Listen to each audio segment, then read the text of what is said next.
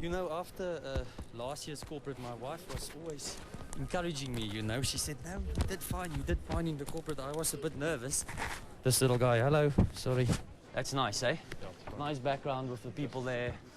We are here at, must I look? Yeah, just look straight into the lens, right? We are here at MNU head office, Department of Alien Affairs. My name is Wikus van der Merwe. And behind me you can see other Alien Affairs workers. And what we do here at this department is we try to engage with the prawn on behalf of MNU and on behalf of humans. Now, to everyone's surprise, the ship didn't come to a stop over Manhattan or Washington or Chicago, but it instead coasted to a halt directly over the city of Johannesburg.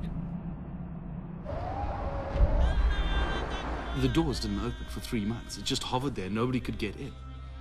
And they eventually decided, after much deliberation, that the best thing to do would be to physically cut their way in.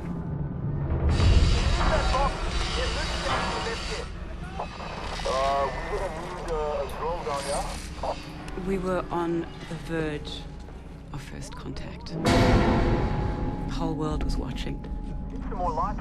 Expecting, I don't know, music from heaven and bright shining lights. There's a lot of moisture in here. Good, just go slowly. Oh my God.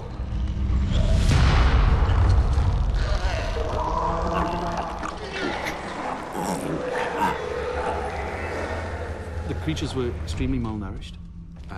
They were very unhealthy. They seemed to be aimless.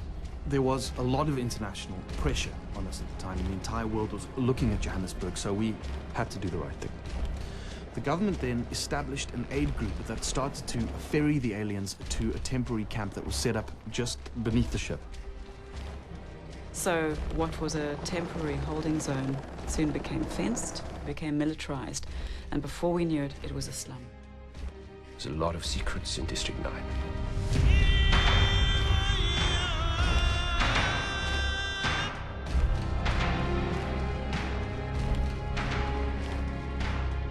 At first, a lot of attention was given to giving the aliens proper status and protection.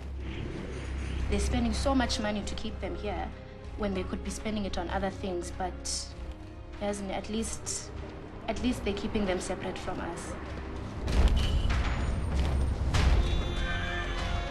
I want to be realistic with everyone. The aliens will not be able to go home. The aliens are here to stay. There were literally thousands of different theories as to why the ship seemed inoperable. And what was speculated was that a command module had detached itself from the main ship and then somehow mysteriously become lost. Did it fall by itself, or was it programmed? I don't know. Examination of the old video footage shows very clearly that a piece falls from the ship. We look for it, Ron. We look everywhere. This piece is falling off that vessel for bloody months, man. Where there's a weapon, there's crime. Tensions rose, and people became more and more fed up, and eventually the rioting started.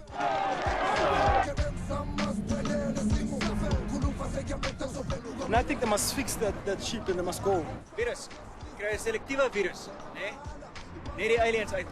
They must just go. I don't know where they go. And they must just go here. If they were from another country, we might understand, but they're not even from this planet yet. The government having forced a nationwide curfew. The aliens, prawns, they take my wife away. And now, after 20 years, public pressure had forced the government to shift the aliens out of Johannesburg. They had had enough, and they wanted District 9 to be moved and more intensively policed and controlled. So, to enforce this mass eviction, the government turned to Multinational United. Welcome all, and thank you for coming. Please listen very closely to this briefing. Today we start a very complex and delicate operation. This is the largest operation that MNU has ever undertaken, and we believe that this is going to be undertaken successfully. It is to move 1.8 million prawns from their present home in District 9 to a safer and better location 200 kilometers outside of Johannesburg City.